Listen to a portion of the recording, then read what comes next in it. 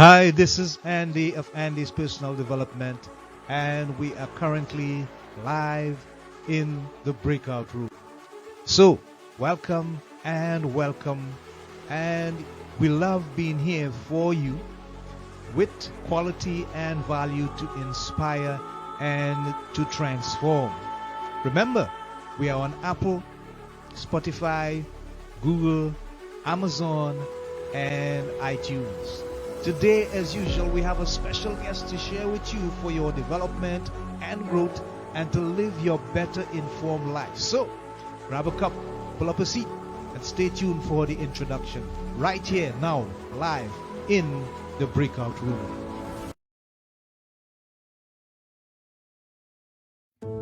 Hi, this is Andy of Andy's Personal Development, and we welcome our next guest in the breakout room. Welcome to Jeff Rasley. He is an author, a speaker, philanthropist, and social activist. In his own words, he said, "I built a successful career in law and business and was the senior partner in a small firm and a millionaire by the time I was 40. He's the author of 11 books, including You Have to Get Lost Before You Can Be Found, Godless, Living a Valuable Life Beyond Beliefs, and False Prophet." Jeff Rasley, a man who is a traveler and so much more. So, let's welcome our guest live in the breakout room, Jeff Rasley. And we are live, and Jeff is in the breakout room, and he's in good spirits. Welcome, Jeff Rasley. How are you doing this afternoon? Oh, thank you for having me, Andy. I'm well, and I'm glad you're doing well too. Thanks for that introduction. You're very welcome, and thank you also for taking the time to be with us. We are live in the breakout room on Andy's Personal Development, and we have our special guest, Mr. Jeff Rasley, in our midst. He's a man of many moments and many talents. I've traveled a lot of miles. I've done a lot of good work, including activism work, social activism work, being a legal partner for many who were depressed and set aside, so to speak, in terms of their level of commitment to society, and also a man who has been a philanthropist along with his wife and has done so many good things for communities, basically all over the globe. So we welcome you and we thank you for being on the show. So tell us, before you became involved in the work that you're doing now, and even before you became a millionaire, what was Jeff Rasley like? How would you describe yourself in your teen days? In my teens, well, uh, those are years my parents would not want to relive. Oh, my. Uh, on the one hand, I was a very good kid because I was a good student. I was a three-sport athlete, a member of the student council. On the other hand, I was a little bit wild, enjoyed partying. When I was 18, I walked to the edge of my hometown, stuck out my thumb, and hitchhiked across the country. And a year and a half later, when I was 19, a friend and I took a motorcycle trip from northern Indiana all the way across the U.S. down through Mexico. And so I sort of that was the beginning of many great travel adventures. Okay, wonderful. In your own esteem, what would you consider any one event to be the most exciting in your life? Something that's at the top of your mind that you cannot forget and will always remember? Because my wife might listen to this, I have to say marriage and the birth of our children. I hear But you. in in third place, there's really a tie. I had an amazing experience solo kayaking in the South Pacific Mm-hmm. around an island chain called Palau, where I got lost at night by Wow. myself Hmm. and ended up having this just fantastically beautiful experience that I've described in one of my books. And then, well, another time, I mean, this reminds me of being in the water because I got to touch a humpback whale and Oh. her baby Mm-hmm. in Tonga, swimming Mm-hmm. off Tonga, which just Okay. had the tsunami, and Uh-huh. was really devastated by that, unfortunately. But then I survived an avalanche in the Himalayas in which 3 people were killed, which was really awful. But at the same time, an amazing experience because of the strength and courage I saw in other people who worked to save people and to help me and my team Mm-hmm. get out of there. So yeah, so Okay. I've had a had a number of experiences, like really sort of high testosterone level, crazy adventure experiences. But I've also had a wonderful kind of normal domestic life, raising 2 boys and long-term marriage. Um, so it's been good on both the sort of regular ordinary getting through daily life and then some pretty amazing, awesome experiences. Great, great. Thanks for sharing, Jeff. Sounds like you have a lot to be thankful for. And that's good. That's good. Indeed. Um, what about your work that you're doing with the Basa Village Foundation? Could you tell us a little bit about that? I'd be glad to, and thanks Yes, for asking. sure. Um, so I discovered this little village in the remote area of Nepal Mm-hmm. um, back in 2006. I was on a mountaineering expedition. And it turned out that all the guys that worked with our climbing team, the porters, the guides, the cook, were all from this one little village. Mm-hmm. And in the course of spending 3 or 4 weeks, hiking through the Himalayas and climbing with these guys, I learned that they had a little village school that had 3 grades. And they really wanted to add a fourth and a fifth grade. And they told me that if I would contribute $5,000, they could add a fourth and a fifth grade and hire 2 more teachers and pay their salaries for 3 years. Okay. And so I thought, $5,000 to give, 2 more years of education to these village kids. How could you say no? But I didn't want to just give the money myself. I wanted to turn this into a real project and bring Okay. in friends. And so a bunch of people contributed to it. And 2 years later, several of us hiked to the village, which just doing that was an amazing experience. We had to cross over 2 10,000 foot high peaks, and it was quite a journey because it actually started out with 10 people. Mm-hmm. Two of them dropped out before we got to Nepal, and only 3 of us actually made it to the village. Okay. Okay.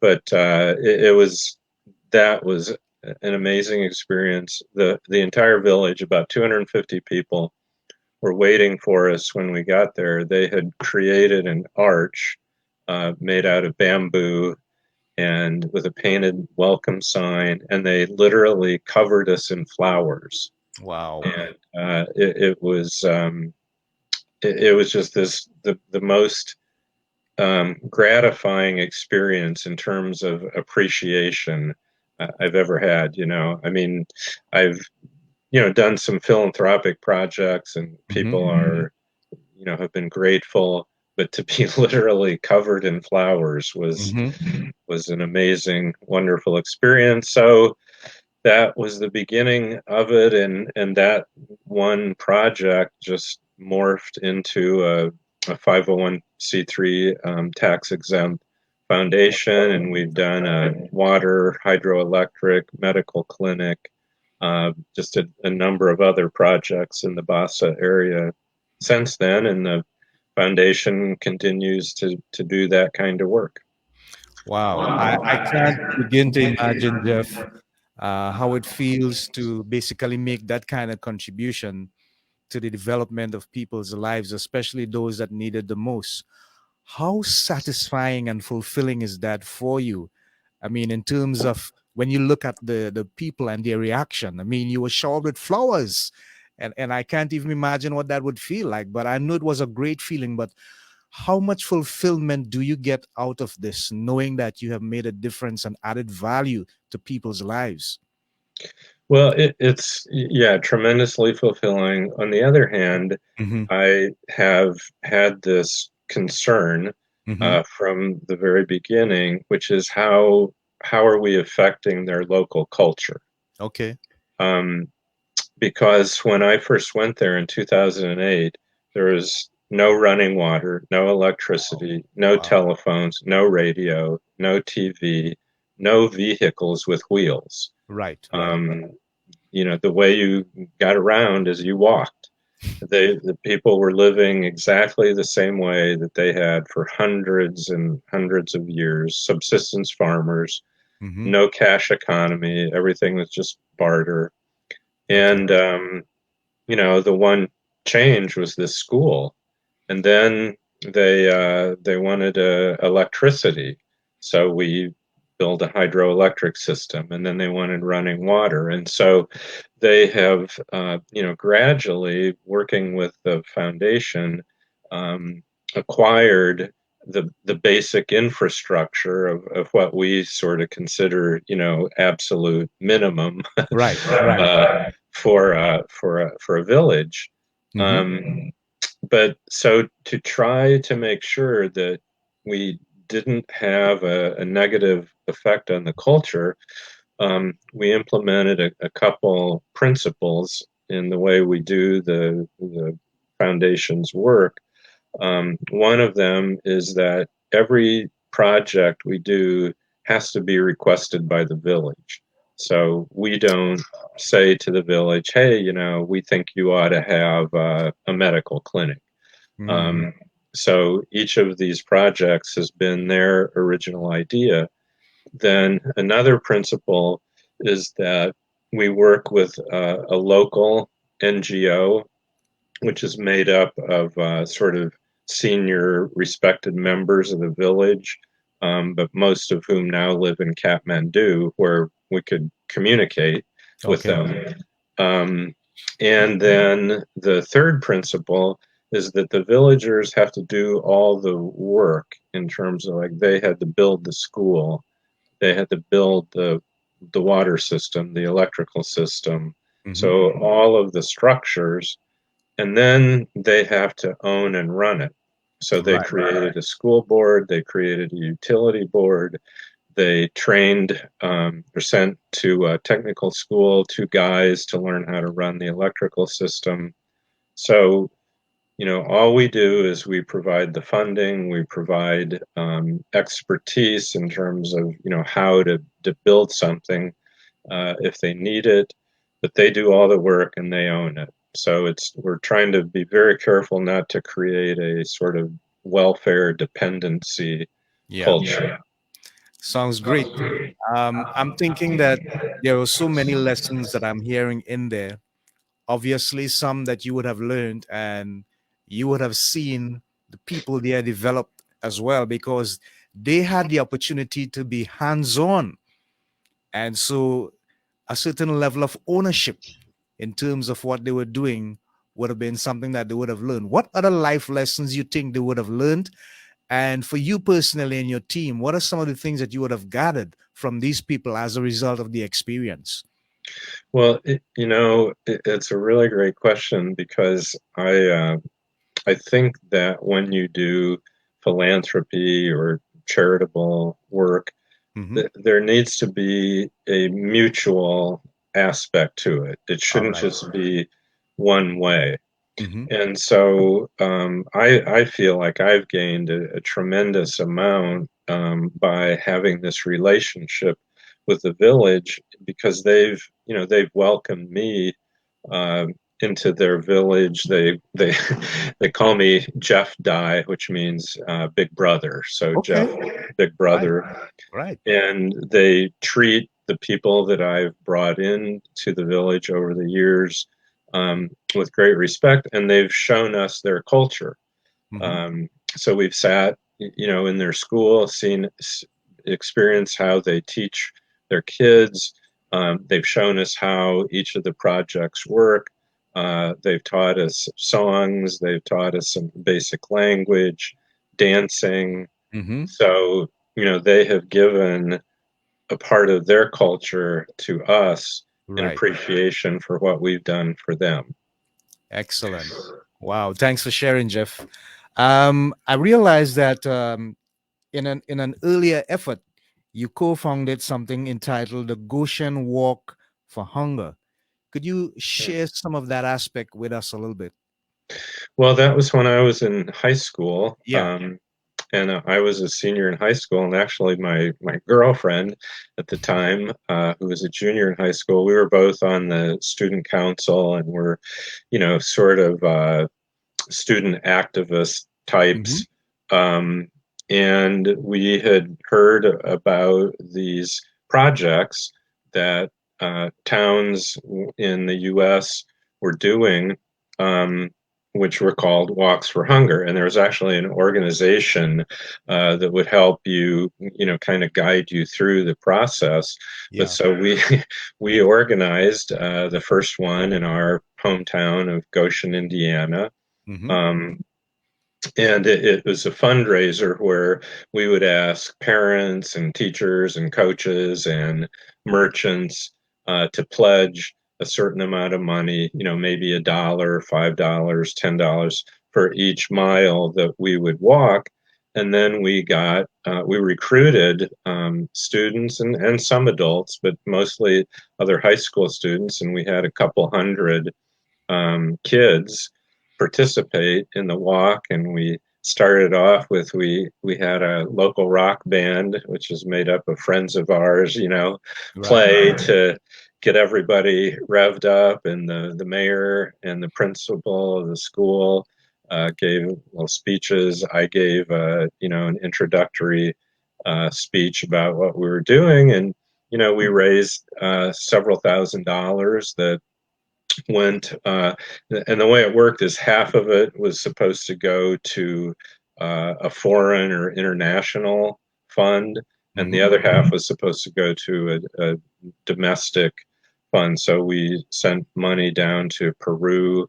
I think and I can't, it's been so long ago, I can't remember if it was a hospital or a school, and Mm-hmm. to a Native American and Indian reservation out in Southwest. So it was, that was really the first philanthropic project Yeah. that I kind of led. But I have to, my girlfriend did as much work, if not more, than I did. So props to her too.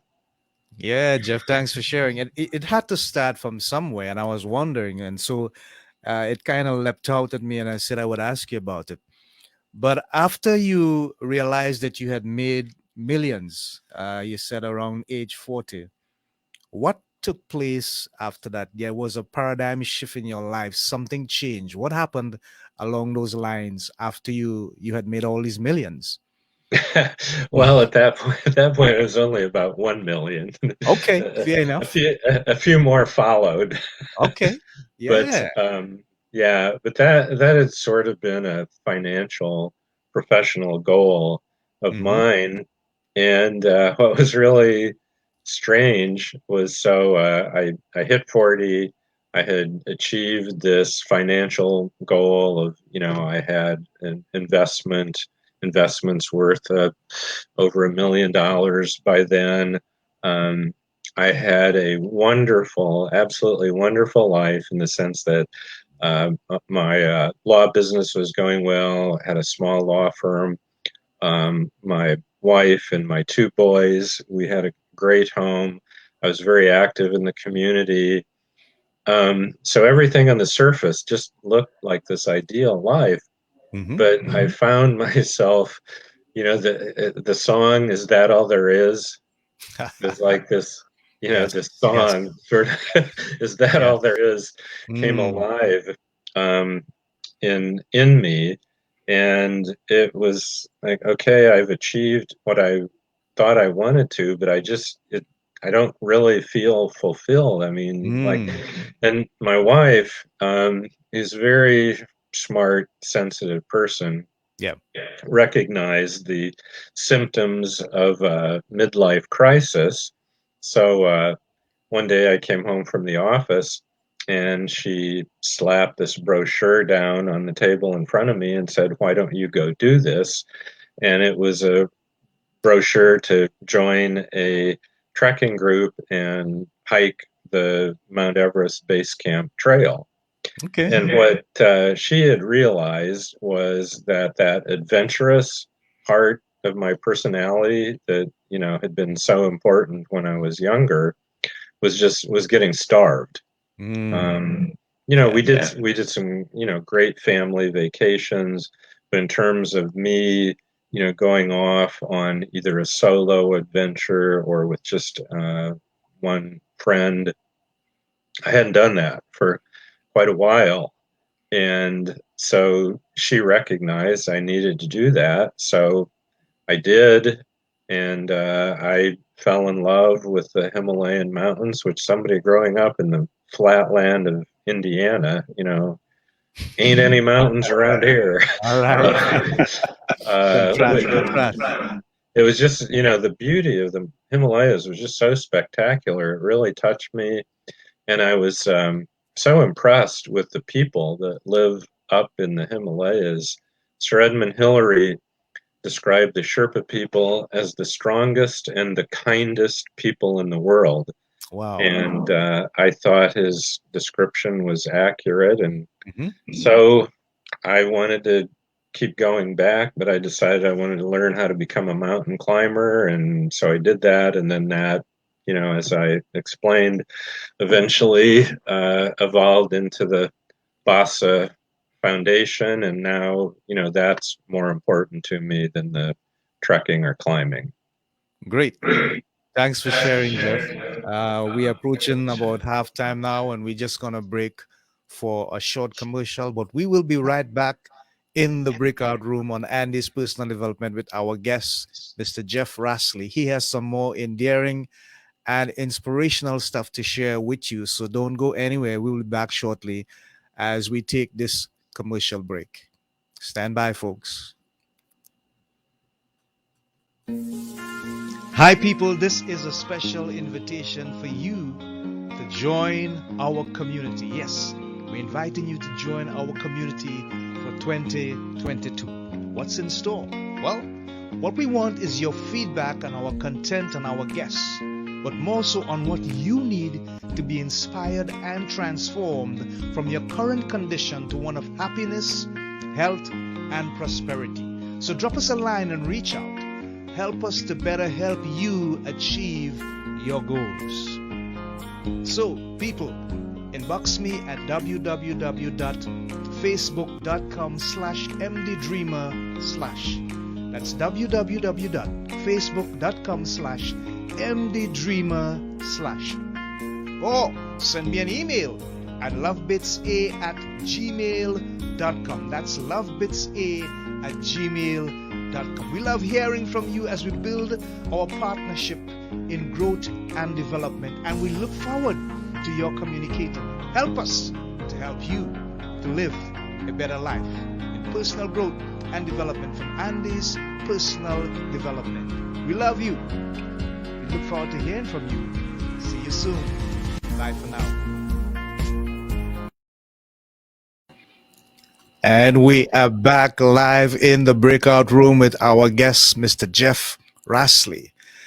I'm very intrigued by the fact that you have written 11 books, and I'm beginning to think that must have been a tremendous amount of work research, effort, and time. I would like for you to share with our listeners your experience in how you got the first inspiration to start, and how did you do all that research, finding the time to do all that research to commit them to books. I mean, 11, that's a lot. So how did it happen? Yeah, and it's actually 13 now. There you I've go. There you I've go.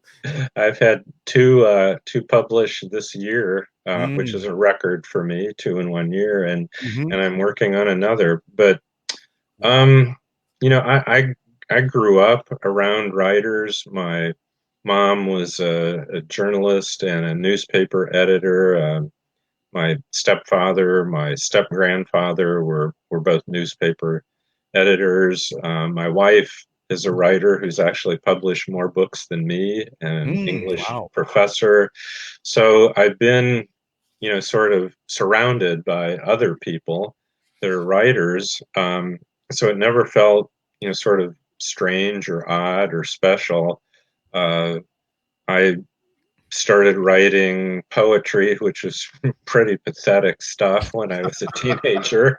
Okay. And then did some short stories Mm-hmm. in college, which actually a few got published, and then started writing more serious articles while I was practicing law, and a lot of travel Mm-hmm. articles as well as law articles. And Yeah.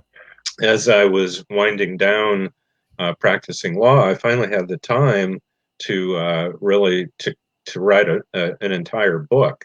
So the first book I wrote, which was False Prophet, is a legal thriller. It's like a John Grisham type novel, Mm-hmm. a murder mystery with a legal case, and it was based on a case I actually had.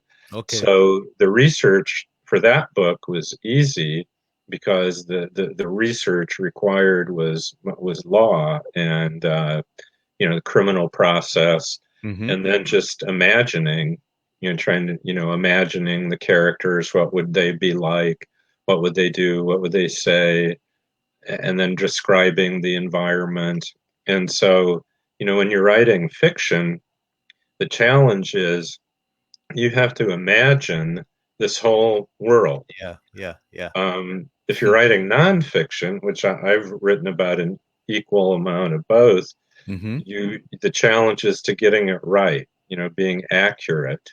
Yeah. And so on the one hand, fiction, you imagine this world, and then you're trying to make it understandable to your reader.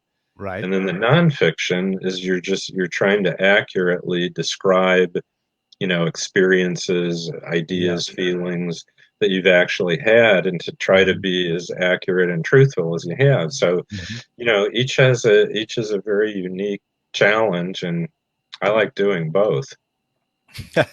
Wonderful. Thanks for sharing. But if you had to choose one of your publications, and you have 13 now, would you be biased enough to say that one stands out, or one really has the expressive version of the things that you want to say, and it has reached a whole lot of people? Would you pick one that you say stands out in all of your 13 publications? Well, it always feels like it's the last one. The last one I Oh, just did is my favorite.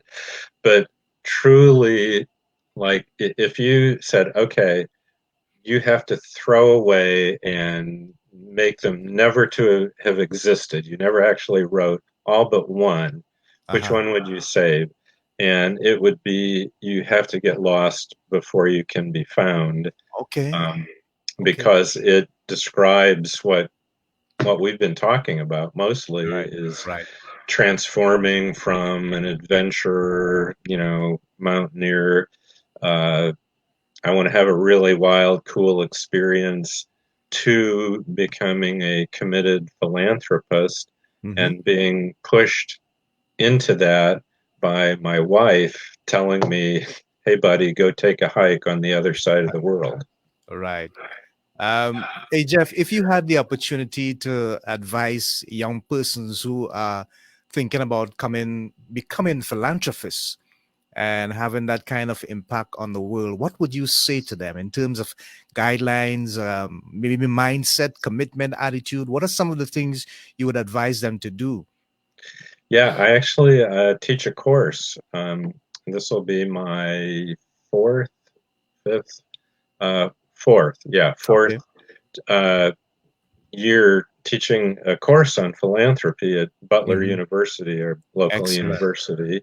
Excellent. And so uh, what I want these students, these 18 to 22-year-olds, to understand about philanthropy is, if you go back to the root of that word, it Hmm. in the Greek is love of humanity. Right. Um, and so philanthropy should be an expression of love of humanity. But, interesting, you really made this point before, is that goes two ways.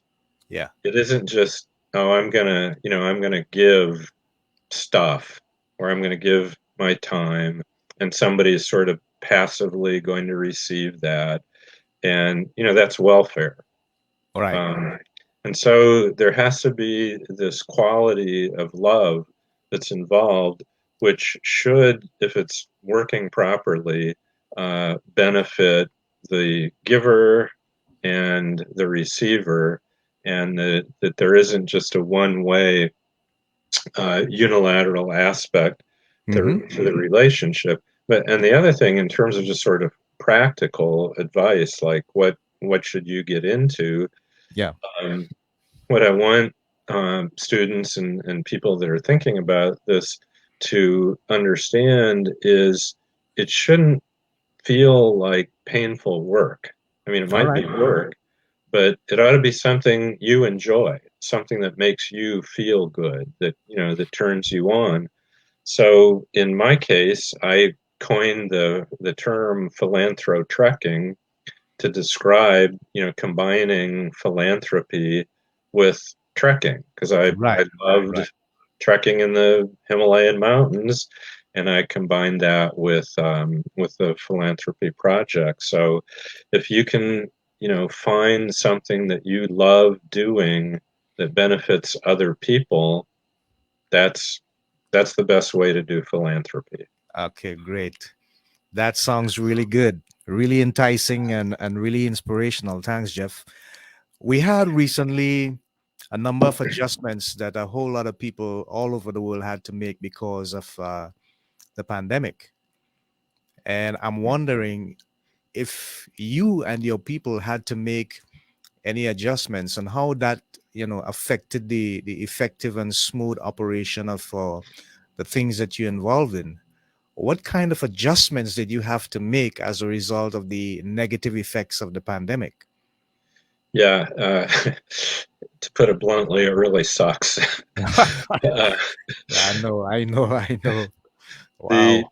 yeah, the big adjustment is we haven't been able to go to Nepal, Mm, and so we since 2008, either me with a group or somebody on our board has gone to Nepal every year, and right. and oftentimes twice, because spring and fall are the trekking seasons, and you Hmm. don't go in the summer because of the monsoon, you don't go in the winter because the Hmm. snow is so deep you can't Okay. walk through it. Yeah, yeah. But yeah, so we haven't been over there since the pandemic started. Nepal has been hit hard.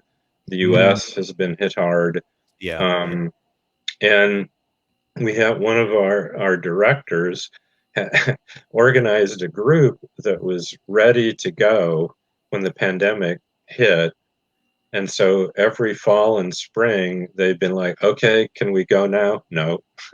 Okay, next season, can we go? No. No. Mm, So we just emailed each other actually just yesterday, because I was checking in with her. Her name is Sydney Freimeyer, hmm. and Sydney said, "We don't care what the conditions are. We are going in October this year. We're recognize we're not going to be able to go this spring, but we're going. This is Right. it. We've Right. waited almost 3 years. Yeah. Yeah. So hopefully that happens. When the pandemic hit, we had just finished a project with a medical clinic in the Basa area, which we partnered with the government to do, Uh-huh. which was a first. We've, in fact, actually tried to avoid having any involvement with the government because over there there's corruption, and it's just the people in Basa, they don't trust the government.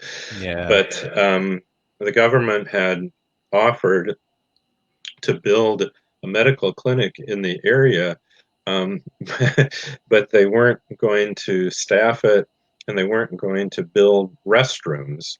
There would be no washing facilities or toilets to go with it. So our local team, the Basa Foundation Nepal, um, said, well, we can take care of that through our American NGO. Uh-huh. And so we financed adding the restrooms and hiring a physician's assistant to staff it. And so it's been operating during the pandemic, and our local team has been monitoring it. And then the one project we funded, which was just completed a couple months ago, was a playground for the school. Because the school, right by the school, there's a 1,000-foot drop off down into a river. It's just the Basa Village is built on the side of this mountain, and it's terraced so that people can have homes and their little farm plots. But there's this steep drop off right by the school. And so, when we take soccer balls and things like that over there, the next time we come back, they were all gone. They're gone. Yeah. Where are they? Down there. Mm-hmm. So we funded, and the villagers built a wall, and they smoothed out a big area around the school, and they had to buy some property from the nearby landowner farmer, and so now the kids have a playground. Hey, great. My man, you have been doing some really wonderful stuff, really encouraging and inspiring.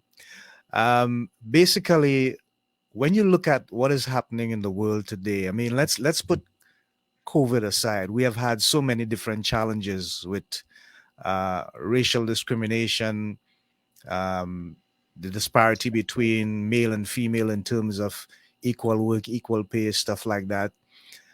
We have had hunger in so many places worldwide, lack of infrastructure, some things that you have addressed through your organization. But if there's one thing that really peeves you in terms of what the world is struggling with, and you had an opportunity to address it, what would that one thing be for you? Yeah, well, I think the biggest challenge we have is climate change. Okay. Because everything is at risk. Right. If the world becomes, if Earth becomes inhabitable, Mm-hmm. all sorts of horrible things are going to start happening. Yeah. And, poverty, hunger, things like that are problems that we need to do better at addressing now. But all of those are going to get worse with climate change, because the hottest areas now are going to get hotter to the point that people can't live there. Okay. And the crops are not going to be able to be planted. Animals are going to die. Populations of humans are going to start moving en masse, which is going to cause all sorts of greater tensions and wars and things like that. So I think the most important challenge is climate change, while at the same time, every one of those things you mentioned, racial strife, racial justice, gender justice, Disparity and stuff. Yeah, yeah, all, yeah. all of those, we need to keep working on. But All right. if we don't get climate change under control, we're all going to die anyway. Wow. That's a realistic way of looking at it as well. And I know that you're quite a pragmatic individual, but I'm thinking that the leaders of countries and nations and organizations that can make a difference, are they really doing what they need to do? And if you had the opportunity to advise them, because you have had so much success in the things that you're doing, and you had a stage, an opportunity to say to the leaders something that would put them in the right direction. And I'm not saying that they are not doing anything or they are not in the right direction, but there's always so much more that can be done, in different parts of the world for development, for growth, to put things in place so that we can mitigate against certain circumstances. But what would be your biggest advice to world leaders as you think about this climate control scenario? What would you say to them? Yeah, I think there's two things. Hmm. Number one, I think at this point, industry is doing a better job than government. Wow.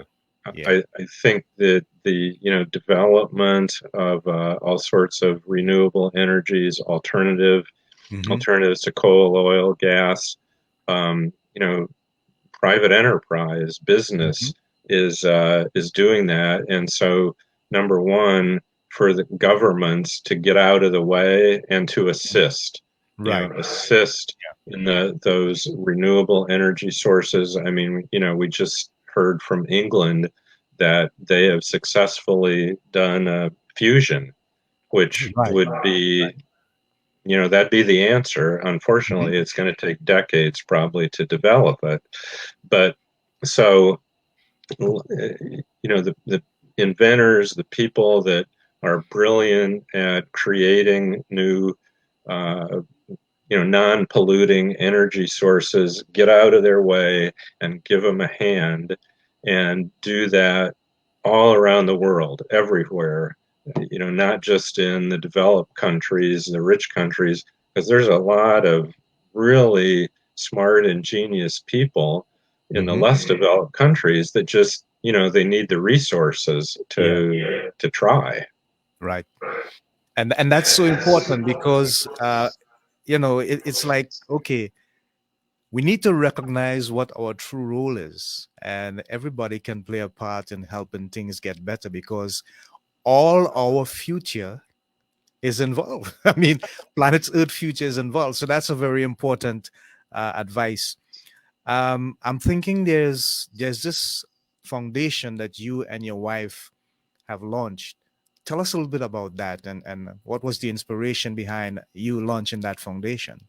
Oh, yeah, you mean uh, the Indiana That's right. chapter of the Yeah. American Yeah. Civil Liberties Hmm. Union. Yeah. Yes. Well, Yeah. so um, a lot of organizations, especially nonprofit organizations, have internship programs, and they don't pay these students Hmm. to be interns. And the idea is, oh, well, you'll get great experience, and you can put that on your resume, and that'll help you get a job. Well, Okay. kids who don't have parents well off enough can't go, they need to get paid. Right. So the Indiana chapter of the American Civil Liberties Union, I've sort of been not really involved with it, but have been aware of it and thought it's been a good organization for a long time, ever since I was a law student decades ago. And they've done a lot of important legal work in our state, representing people who have been whose constitutional rights have been infringed on one way or another, and from students wanting to start newspapers in their school, um, LGBTQ kids wanting to have organizations, prisoners claiming that their rights are violated in jail or in prison, um, and all sorts of like, issues we just talked about, racial justice, gender discrimination. So that's the organization is devoted to that. Well, they've always had student interns that they've never paid. Okay. So we created a fund to pay for their interns. So they had, I think it's 9 interns that now get paid through the fund that my wife and I established. Wonderful.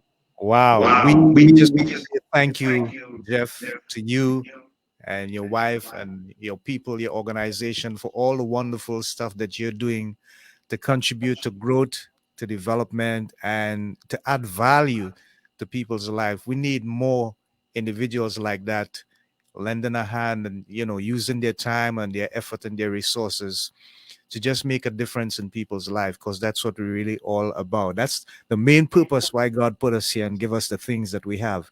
So we're a little bit over, but I just want to give you a minute to say to people, if they want to get in contact with you, if they want to get your books, if they want to have you speak at a forum or give advice on philanthropy and other stuff, how can they get in contact with you, and what are some of your handles for your book publications and so on?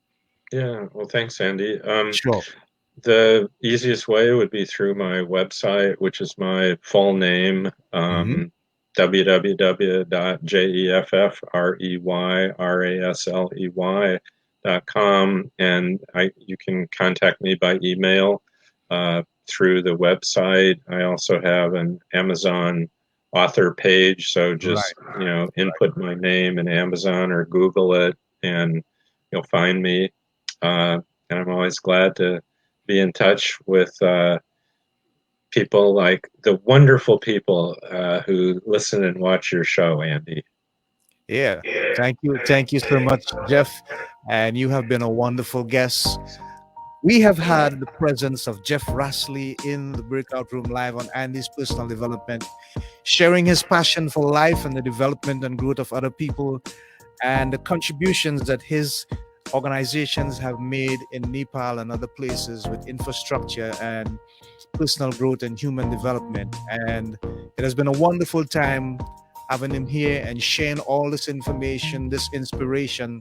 We hope that we have added value to your lives. And we say, as we leave at this time, remember, you have to work hard in life. Nothing comes easy. But guys, be safe, enjoy yourselves, enjoy your life, learn and develop 1% every day, one step at a time. It is a process. And remember, always seek in everything you do to have health, happiness, and prosperity. We love you. And we say thank you and bye for now from Andy's Personal Development in the Breakout Room. See you next time.